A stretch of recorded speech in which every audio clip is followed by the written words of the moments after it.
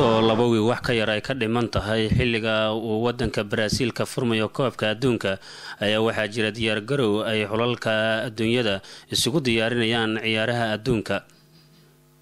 waxaana caawa ciyaar adag ay dhex maraysaa xulka Holland iyo xulka Ghana iyadoo telefishinka Carlson ay u suurta gashay inuu wareysto qaar kamida ciyaaryahanada xulalka Holland iyo Ghana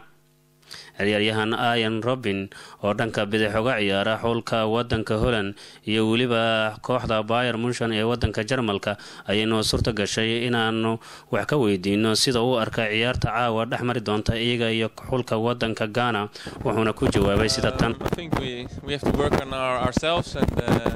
we have to be prepared the first game and we go with a good feeling with a lot of confidence.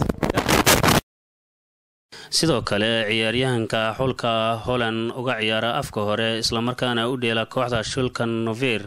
oo lagu magacaabo Huntelaar ayaanu wax ka weydiinay sida uu arko ciyaarta caawa dhexmari doonta iyaga iyo xulka Ghana wuxuuna sheegay in ciyaartaas ay tahay mid tijaabo ah isla markaana ay ku faraxsan yihiin ayna macquul tahay inay ka badiyaan xulka wadanka Ghana sidoo kale waxaan wax ka weydiinay ciyaarta caawa dhexmari doonta xulka Holland iyo xulka Ghana laba wariye oo caan ah oo ah kuwa ugu caansan Holland ee ka faalooda ciyaaraha kuwaas oo lagu kala magacaabo Tom Johansson sida uu arkaan xulka Ghana wuxuuna ku jawaabay Mr Tom sida tan unlucky in South Africa with the Suarez handball